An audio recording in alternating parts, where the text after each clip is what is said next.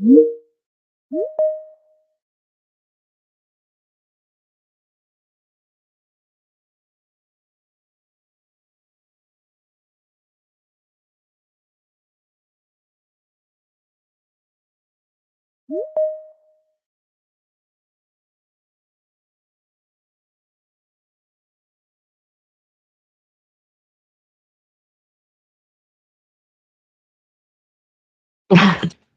made it, Stephanie. I mean, I'm pleased to be here.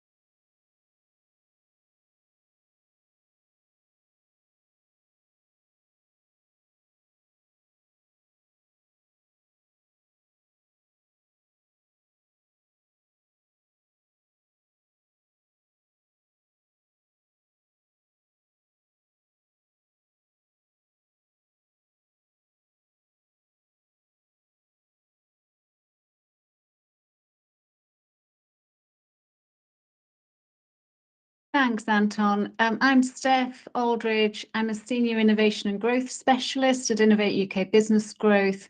And I and my colleagues at Innovate UK Business Growth work one-to-one with innovative SMEs across all sectors to help them achieve their ambitions for growth and scale. So this includes one-to-one support with innovation strategy or internationalization, and really relevant to today's topic, also funding and finance. So this work that we do is part of the UK Innovation Agency's investment in UK SMEs, so is fully funded, comes at no charge to the companies we support. A tiny little bit of background about me. I'm an ex-management consultant. I've spent 10 plus years in the city. I'm a business founder.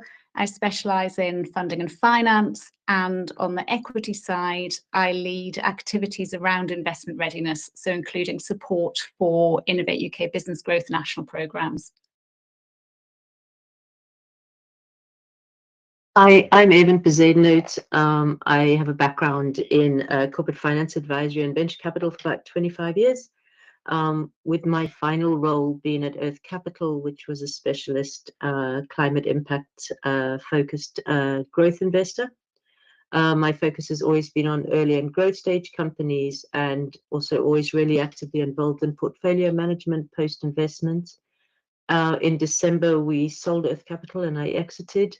And since the start of this year, I've been working as either a non-exec or board advisor to a number of high growth companies. Hello, Angelika Burawska, Chief Operating Officer at SFC Capital, specialist in SCIS investments, one of the leading funds in the UK. I've been with this business from the start, so the last about 12 years, building it from the ground to what it is today. Hi, I'm Xavier Ballister. I'm a director over at Angel Investment Network. We have been around for over 20 years now. We have 40 networks of angels around the world, covering 90 countries, with something like 350,000 registered angel investors.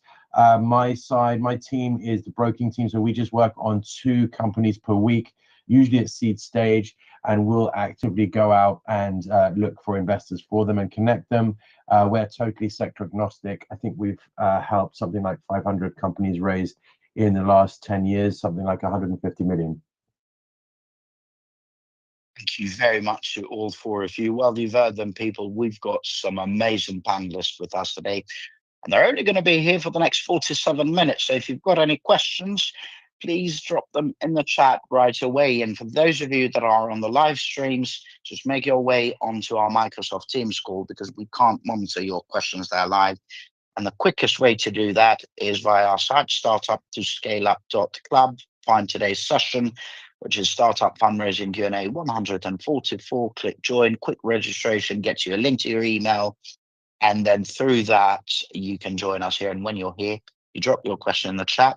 We then give you the mic. For those of you that are here, also feel free, even if you're not a panelist, to drop your LinkedIn and maybe a brief explanation of who you are, and you can connect with each other.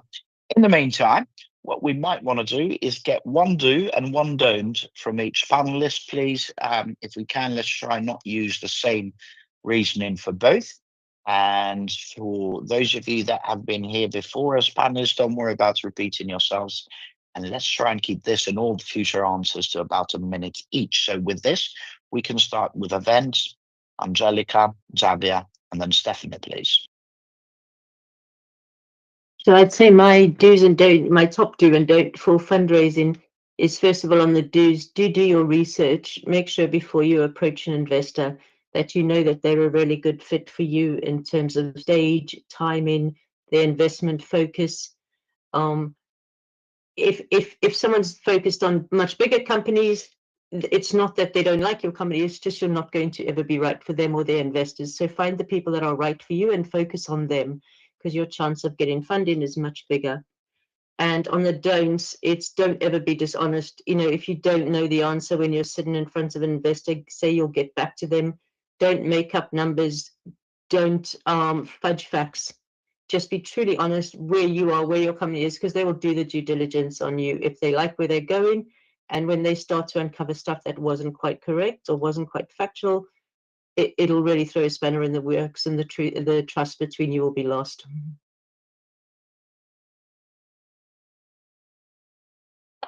Don't, sorry, am I? Yes, I am. I think I'm not muted. Okay. No, we Can can you hear hear you, me? Angelica. Yeah, okay, fine. Yes, we can. Don't. I think that, I mean, you will get a lot of good advice from everyone, so I will start with something simple. Don't try to submit your funding inquiry in alternative way than what investors want. There are reasons why there are certain ways and processes in place to make it efficient and easy to see your application, and trying to do it differently. So let's say, instead of using an application form, sending it to an info address that typically is used for everything is not going to help. So just follow what the investor wants from you from that technical side. So that was a don't do. Be flexible when speaking to investors, because sometimes there are things that you might understand differently, and they are not so bad as they might seem in terms of valuation, terms of investment. Investors want as much the success of the business as you want, but they need to follow certain rules again. So be flexible and be open-minded to what you hear. I would say do be investor ready before you go out. I say it every time, but I see people who come, and if you're not ready to answer questions and provide some things, have your data room ready, all these things, it's like going to a restaurant with investors. If you have a bad experience, you're not going to go back. So they might have liked you, but if you are there scrabbling around and you're not ready for them, so make sure you speak to other entrepreneurs, and that you just know that you're ready to go out there, that you can answer as many questions as possible. And as Evan said, don't try and fudge things. Don't try and guess at things. Don't lie. You have to be transparent. They will do their due diligence. So yeah, that is absolute no. And to build on that, from me, absolutely do work the numbers. You know, the starting point to raising money from any source is to work out how much you need and the return that that investment will generate for you. It does include financial modelling. It should be bottom up. It should be based on real metrics. It shouldn't be a finger in the wind. I'm going to guess a percentage of the market that I can take and therefore work out my revenue. It needs to be data backed to calculate the revenue line and using realistic, defensible assumptions. And not only is that really important for raising finance, it's really important to inform company strategy. And that model should enable you to carry out some level of scenario analysis. So that's a massive do, and for me is right at the forefront of raising money. Then a don't is don't overpopulate your pitch deck. It's really important to use very clear, concise messaging, convey all the key points, but do it concisely, noting that investors are really busy people. They don't want War and Peace.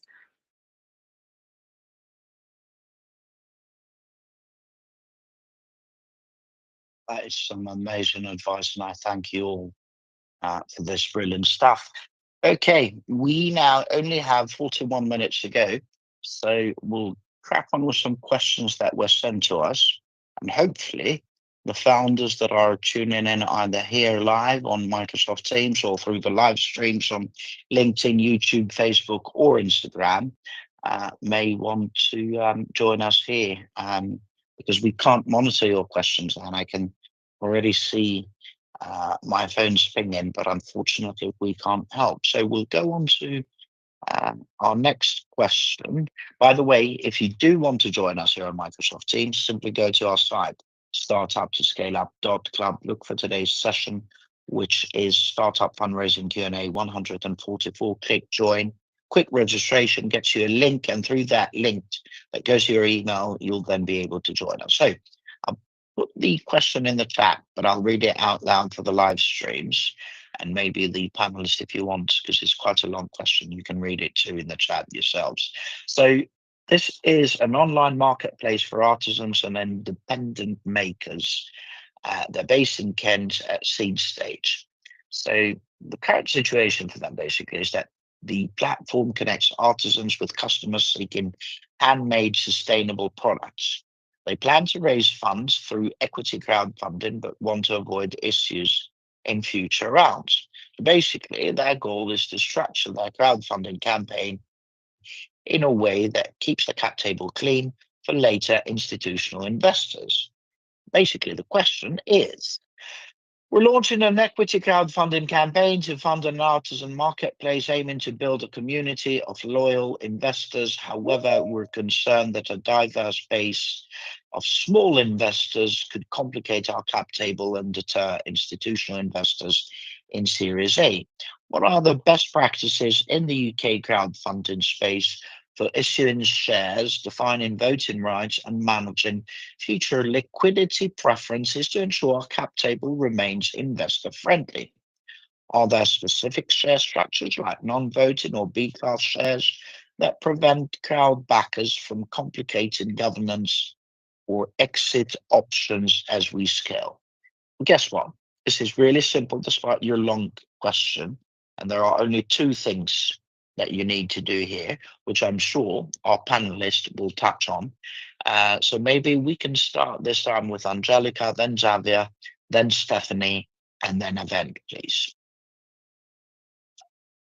So obviously, if this entrepreneur plans to crowdfund, they will go to one of the leading platforms in the UK, and this will be discussed in detail. But generally speaking, to avoid the situation of having too many small investors, you get under a nominee structure, and I think both the biggest platforms in the UK do that. So under the nominee, you have just one investor, and that investor is dealing with everyone who's in the underlying structure. That solves the problem of having too many on the cap table. Also, in terms of the seed round, I would expect this will be a CIS because that's the most interesting for investors to invest in at early stages. And the rules of CIS investments are fairly clear and standard in terms of what investors can and can't. I don't think there should be a big concern in terms of the structure for the future fundraisers, not this one. And in any case, every next investor wants to change something in the shareholders agreement to make it more efficient and better. So on the long term, whatever is set up on the beginning doesn't need to stay for long, depending how the business goes and what happens next. Exactly what Angelica said. Also, just to add to that, if you are crowdfunding, it sounds like the kind of business that would do well on a crowdfunding platform is B2C. So it should have and maybe help you with a bit of marketing and spreading the word. I would maybe not put all your eggs in one basket and leave one bit of the round for the crowdfunding and see maybe you can find some direct angels. Obviously, I'm going to say that, but some angels who might be able to also add some extra value on top of money to the business.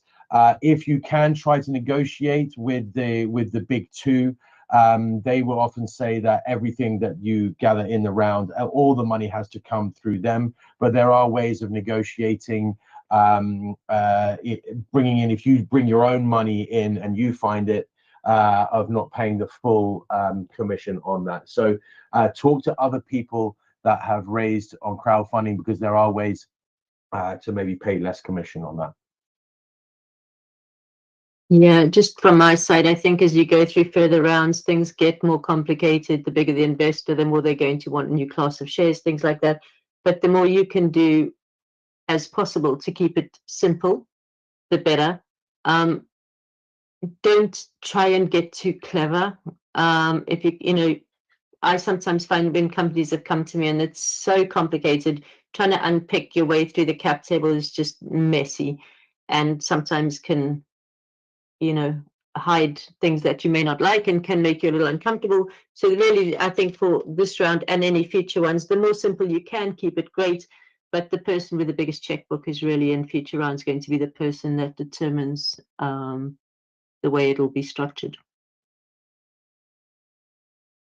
Yeah, those are really good points. And to build on that, you know, many UK crowdfunding platforms now are using special purpose vehicles or, you know, effectively nominee companies to aggregate many investors into one single line on the cap table, so one single legal entity. And what that means is that it's much simpler to manage. You have a lower kind of admin headache associated with it all. So it just keeps it kind of easier. And so have a look at that. So, you know, as part of the selection of a platform, do have a look at the tools that they have, you know, the templates that they've got, you know, what they are, you know, what their best practice is for helping startups and for supporting you with that. And kind of aside from that cap table aspect, you know, quite often you need a lot of funds pre-committed before you start a crowdfunding campaign. It's all about marketing, really actively engaging and communicating very well with your potential investors, with your potential backers. So prepping your documentation in advance, your legal, your marketing, the financial aspects is really important. Thank you very much. And just to wrap it all up on that, there's three things I'd like to chime on and really urge you to focus on, and that the panelists have mentioned. Number one, any crowdfunding platform today worth their salt will sort this out for you, so you don't need to worry.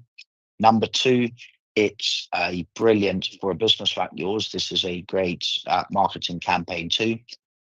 And number three, and this is really, really important, the most successful, perhaps the only successful ones, actually, I had to say, not the most, but the only successful crowdfunding campaigns I have come across, and I've come across a few, is the ones that adds around half, if not more, of the money already committed by angels or other people, even before the raise had gone live on whichever platform. So these three things really important from what the panelists have dropped today. Just a reminder for those of you that have just tuned in to the live streams, this is Startup Fundraising Q&A 144.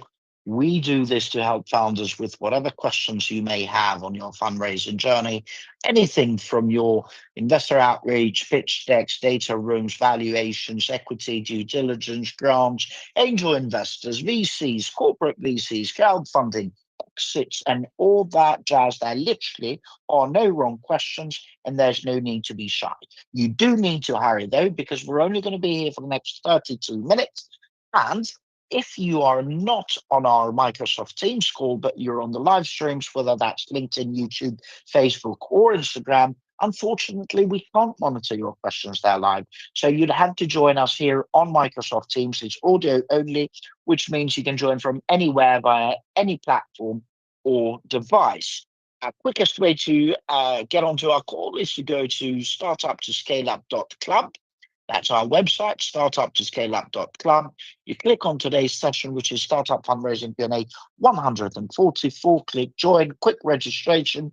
That gets you a link to your email, and through that link, you can join us. When you're here, simply drop your question in the chat. We'll give you the mic, and then you can fire away with your question.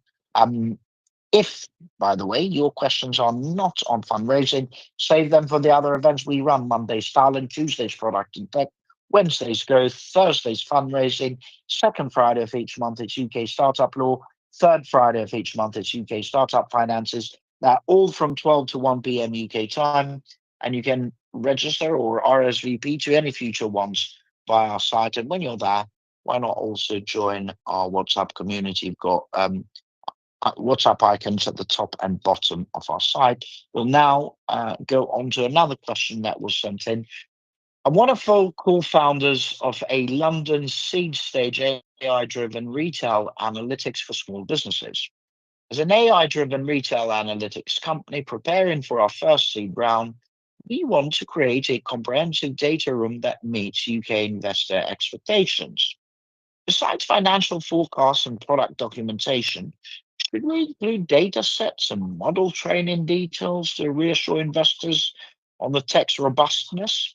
Additionally, how should we address any limitations in IP visibility without appearing to withhold information essential for due diligence? Oh, this is a lovely question.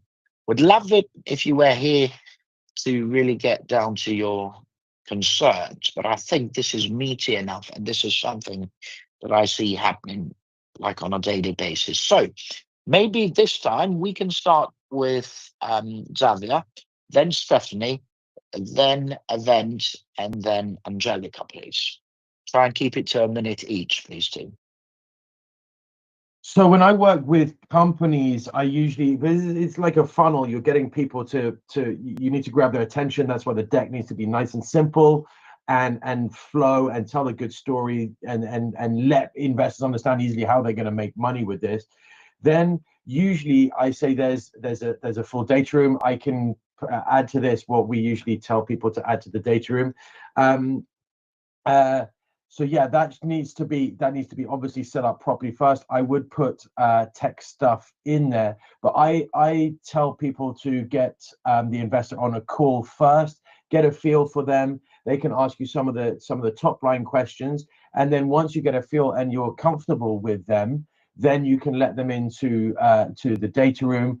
And yeah, if they're going to invest and they want to know the tech, they're going to need to delve into that. So I wouldn't hold back on that.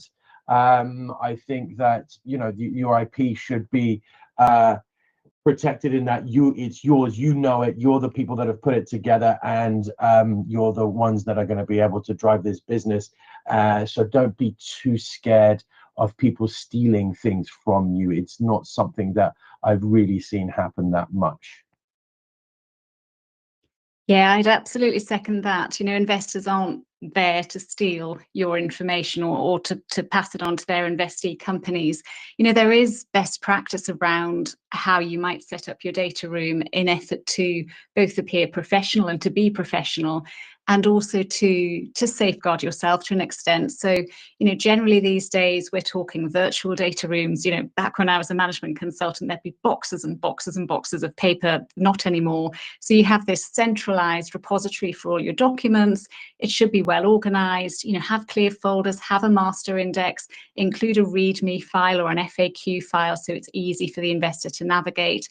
And you can set permissions for sensitive documents. So if you want to set a permission on, you know, the IP folder, do that. And then when you get further down the line with your with the due diligence at an appropriate stage, you can enable access to those sensitive documents.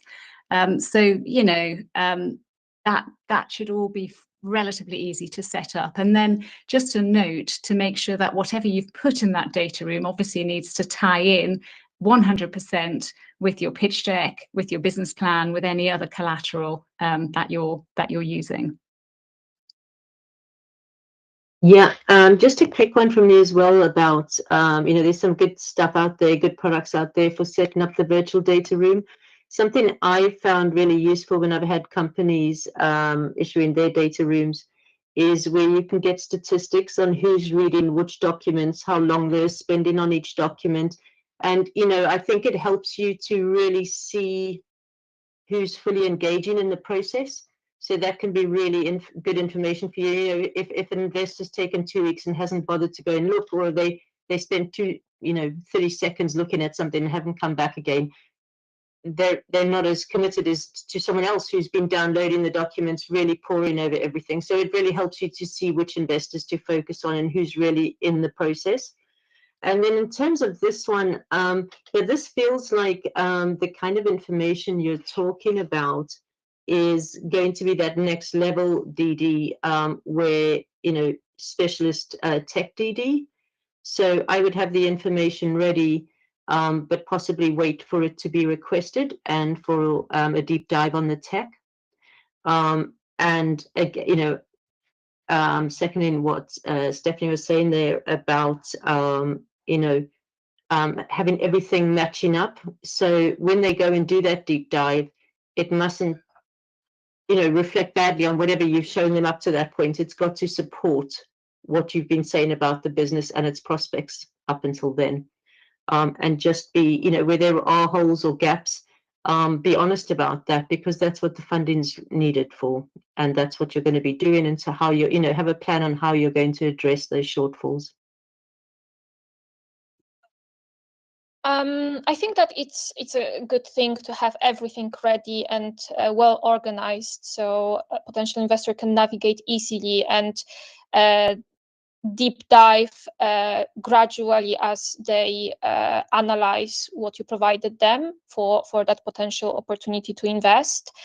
So that more technical information, if you can prepare it, if you can have it, that's great.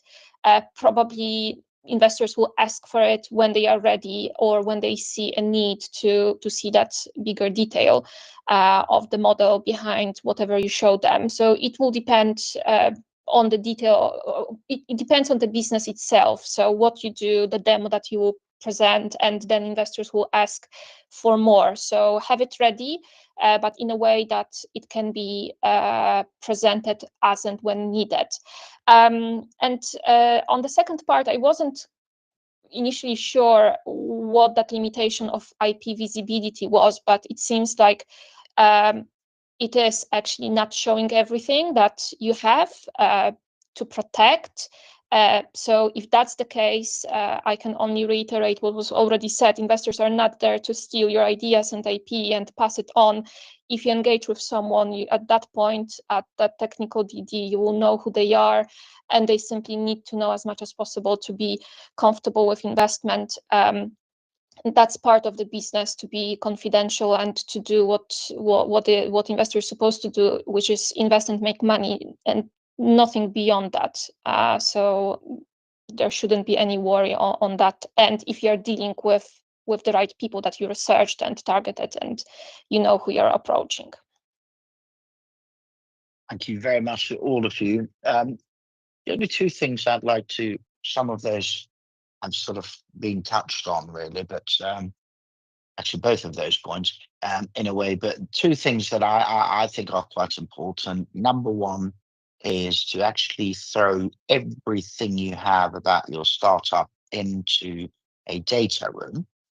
However, somebody here today mentioned, I think it was Stephanie, that we live in a digital world, and I've seen this done really well, where depending on the stage that you are with a investor, you can give access to certain things on that data room and not everything.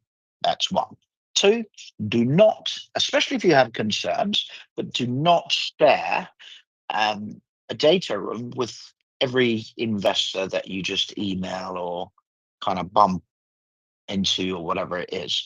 You should share, in my book, and I know it may be a bit controversial because I've been kind of reprimanded by a few investors on a few panels that I've been before, not here with us, but in-person events that I've been on, panels that I said my advice is to not share a data room unless you have actually gone and at least conducted some kind of chat or a pitch with investors.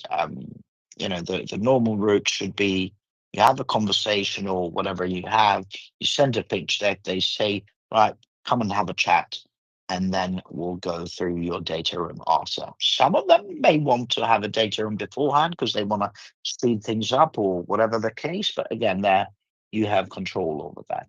Before we move on to the next question, if any of the specialists on stage do not agree with my second part or have got anything to add, please do add it because I'd love to hear your views as well. If not, we can move on to the next question. Well, to add to this, well, I assume that we are talking about serious investors, and they will be busy, and most of them will not engage into a detailed review of what is in the business unless they know that it's worth doing so, and they will know that only if they have that conversation and if they have seen some initial details. So unless we are talking about someone less known, maybe emerging, maybe someone who offers money, but you can't really do much research. Well, do you want to approach that kind of person and then share any details? Probably not. I think that serious investors will never ask for full detail before they actually have something to determine if there is interest.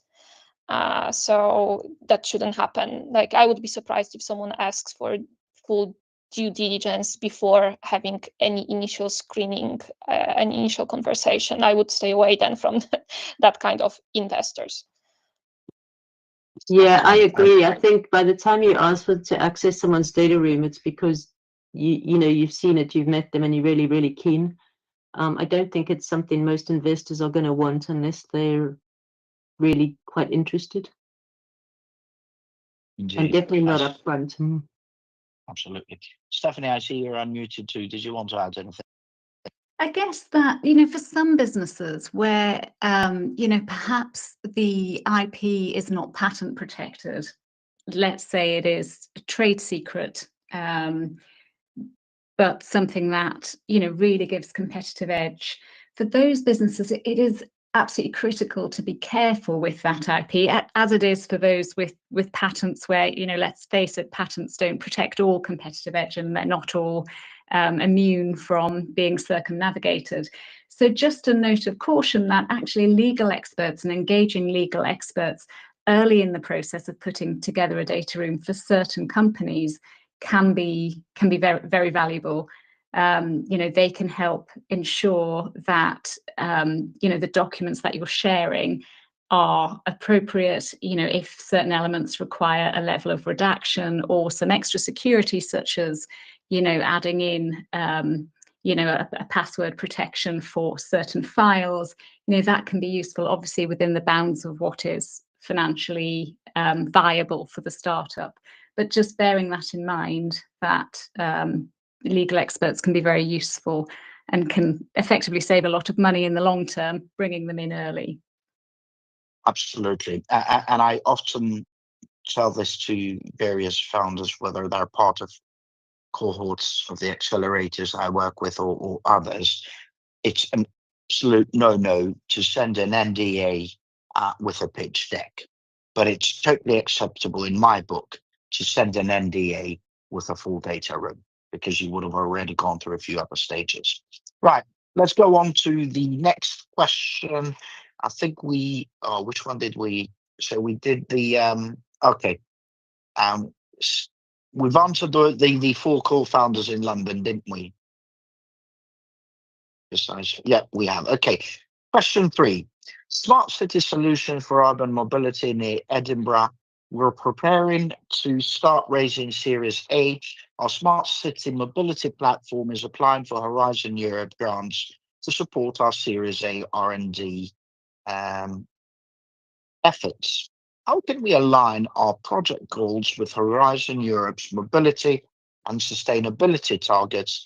And what collaborative approaches, i.e. university partnerships or others, would strengthen our application? Are there specific UK academic or municipal partnerships that typically improve grant success for urban-focused tech? Well, guess which panelists I'm going to start with first. Right, let's go to Stephanie, and then we'll go on to Angelica, then Xavier, then Avent, please. Great. Horizon Europe is a fantastic international grant opportunity. So it's the world's biggest R&D innovation program. The budget is enormous. It's something like 95 billion euros. Because of that, and the way it's structured, there are numerous pillars. So there are 3 main pillars to Horizon Europe. So it goes from, you know, excellent science, global challenges, there's innovative Europe.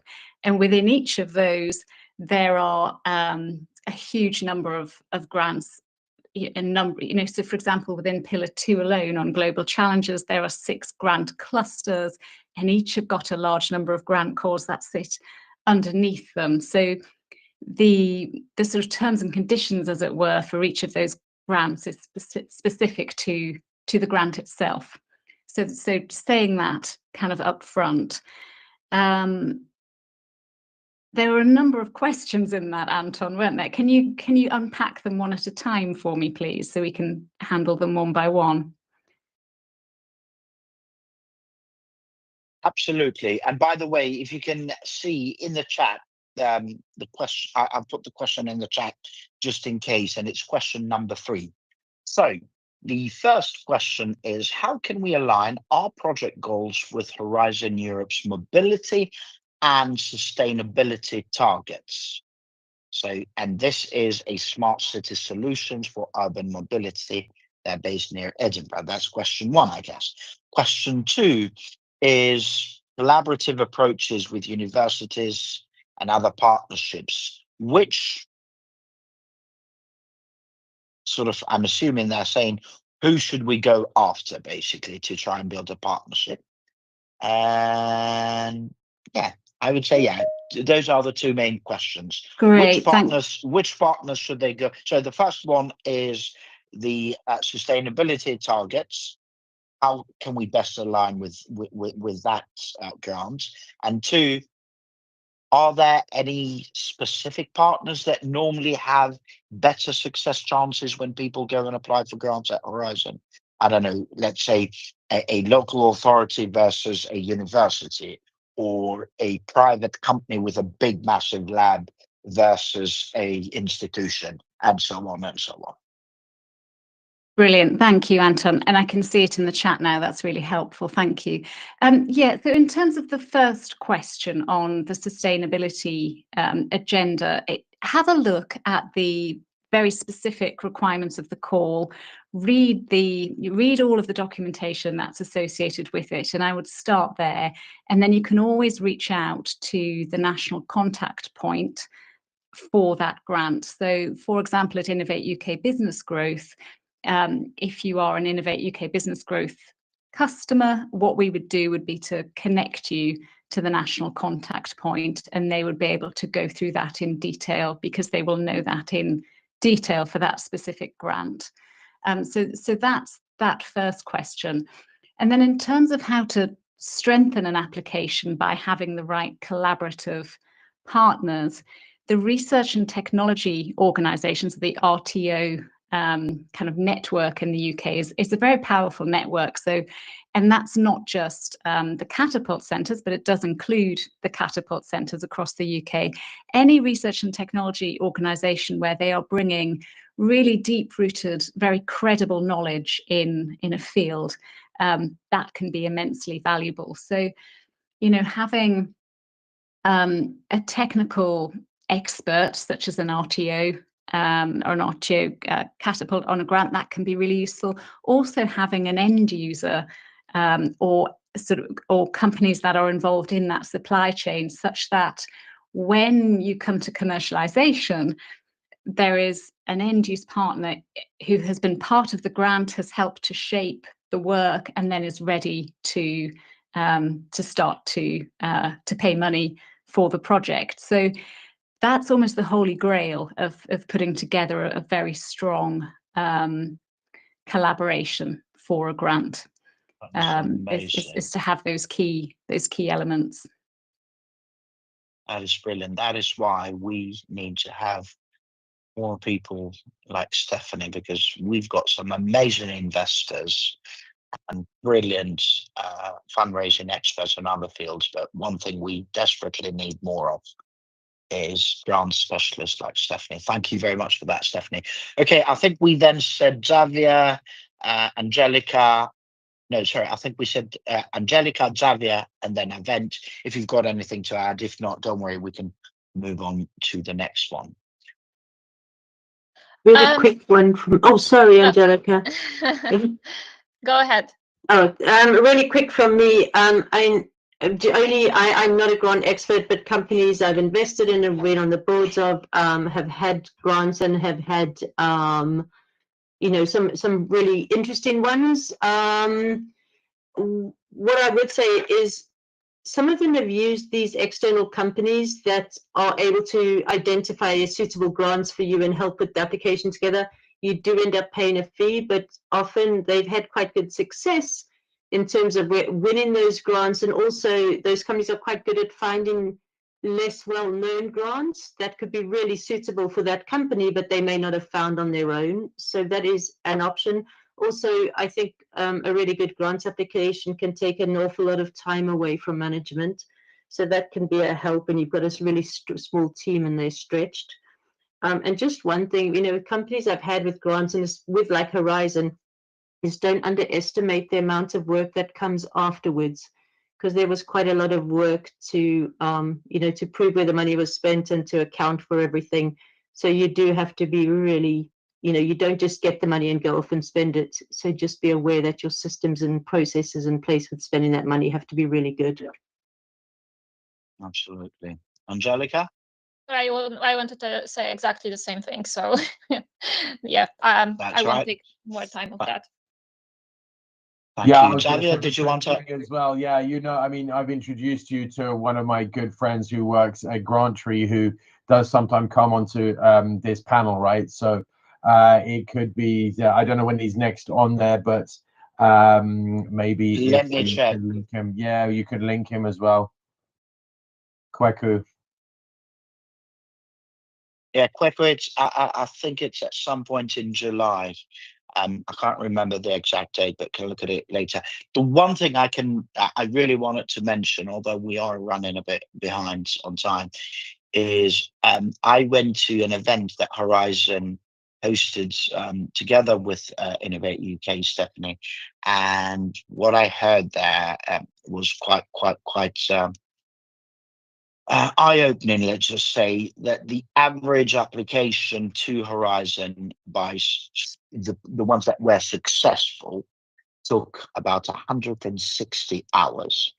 So do not take that lightly when you decide to go and apply for any grants, because you know they're not just going to hand you money while you write in a couple of lines. So that's something to remember. Now, if we had fun with that, let's go on to another question on grants. This is one in Bristol. Bristol AI for optimizing waste management, keen to raise grant for seeds. Our AI-driven management platform is in the seed stage and pursuing Innovate UK grants for R&D funding. What documentation and project scope should we prepare to improve our chances of grant approval? Additionally, are there sector-specific milestones or collaborative project partnerships in the UK that typically strengthen applications for tech-focused grants? I guess this is almost the same question by obviously different companies and different grants organizations, but maybe Stephanie, again, would you like to provide some or shed some light here? And if the others want to chime in as well after, why not? Yeah, sure. Taking the last part first, that bit we've really covered. So talking about collaborative project partnerships that would strengthen an application, that's about having the strong tech or an expert in that area, possibly an RTO, possibly an academic institution. Maybe you have that yourself, an end-use customer ideally in there to help with that go-to-market opportunity. In terms of the documentation and the project scope, you know, and this ties in as well to the previous question where, you know, a huge amount of work, as you say, Anton, goes into preparing grant applications. Some of that work is the foundational work needed to really understand how a business is best placed to go to market, what the return opportunity looks like for that business, how best to scale it. So I guess, you know, there's a thought piece, and it's what we do a lot with our companies at Innovate UK Business Growth, which is taking the concept of an innovation and mapping out, okay, what's the competition? What is your competitive edge? What therefore is your best opportunity, you know, in the marketplace? And how do we map that out? So, you know, what is effectively the value proposition that triangulates really well with enabling you to have very clear competitive differentiation, and then building out from that. There's a thought piece around how do you go to market, how do you scale it, how much money does that need, how much money could you bring in, and really basing that with a data-backed argument. And once you've done the core component parts of that, which is very separate to, it's a preliminary step to writing the grant, you can then start to write the grant, and it will flow much more easily. And you've then got the data for that part. So, in terms of the documentation, they will ask you for responses to questions such as describe your innovation, describe your competitive edge, describe your go-to-market strategy, what are your risks, how will you mitigate those risks? There are a core set of questions, and you will have a relatively tight word count in which to describe your response to that. It's important to cram as much data in based on all of that pre-work that you can. Thank you very much, Stephanie. Let's quickly see if anybody else wants to chime in with anything else. If not, we will should take the question in the chat. That's is it Sandor? Let me actually give Sandor the mic. Whilst I'm giving Sandor the mic, if anybody else wants to add anything to this bit here, please feel free to do so. If not, we'll see. Sandor, can you hear us? Are you audible? Okay, so I think I might. Yep, can you hear us? I can hear you guys. Thank you very much for Very all the good information so far. Thank you very much for all the Quick information. What you introduction. already. Thank you very much. Good. Quick introduction, please, Sandor, and then fire away with your question, because I think it's a really important question. Go for it, buddy. Good. So I'm the founder of VI Direct. We are doing recurring payments, and at the moment we SEIS raising funds. So we try to engage with different investors, and that's where I came across with such an important thing, because the question is, how do you identify investors is really an investor? Because anyone can say about themselves, we invest here, we invest there, and you do need to get some sort of proof. Our angel investor has to be a high net worth people, or do they have to have a certificate what they can provide to you? Very good question. Where are you based, Sandor? I'm based in Camberley at the moment, and the company based in London. In London, very good.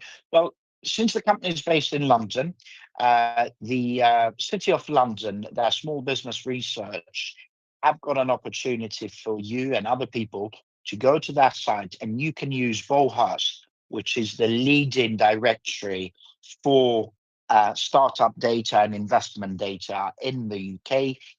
It would cost you an arm and a leg if you were to get the premium yourself, but with that, you can use it for free. My advice would be to research there for angels that have invested in similar companies. Number two, the point you raise, it's absolutely vital, because there is, and I'm sorry to use this word live on air, but there is a lot of vile scum that go after founders out there for various reasons. Most of them try and use the name angel because they want to get work and they want to get paid and whatever else as consultants, but they use the term angel to fish as a hook.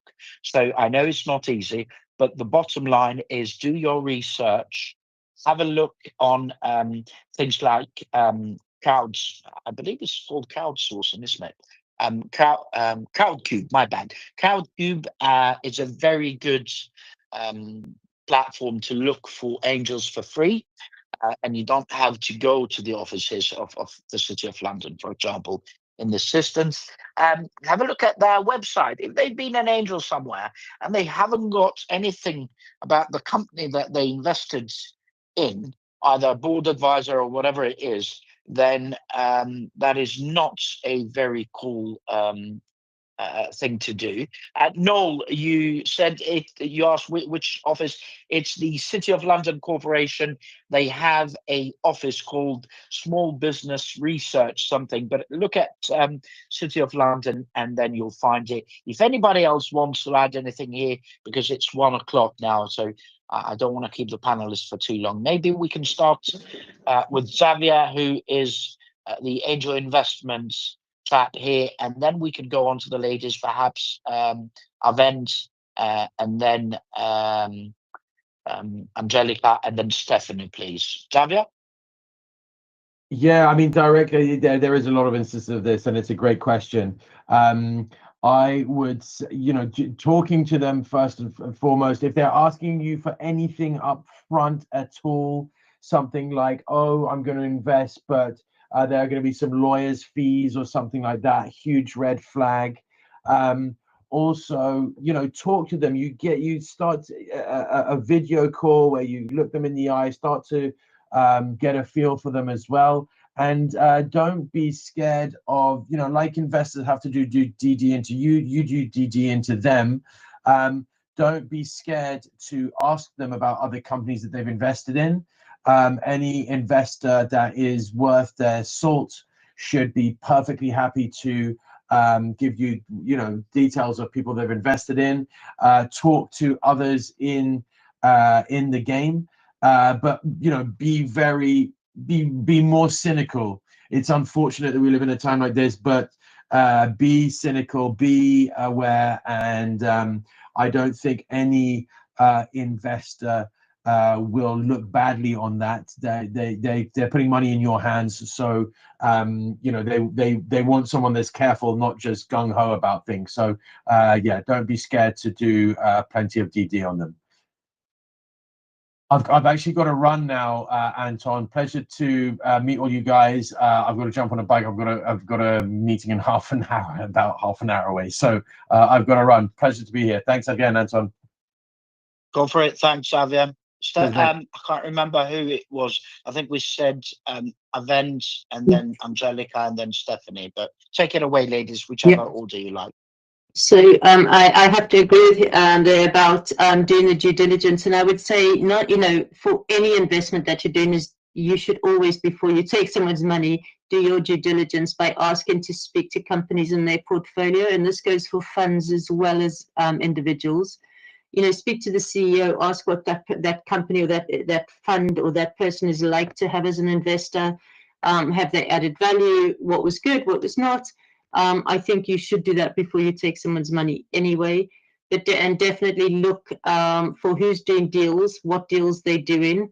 And again, this doesn't just go for angels. This goes for funds. There are a lot of funds out there that are busy fundraising and struggling to raise funds. So they need to show that they have a good pipeline of deals.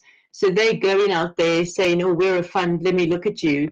But actually, they don't currently have money. So go and ask, what deals are you doing? Where are you in your fundraising process at the moment? Because if they don't have money, they're never going to give you money, but they want to keep you on the hook because they need to show that their potential investors that they have a pipeline. I'm glad you mentioned that. So the one question to ask for this, and it's really good, is at what stage of your fund are you at right now? I.e., one, do you have a live fund? And two, at what stage of it are you now? Angelica.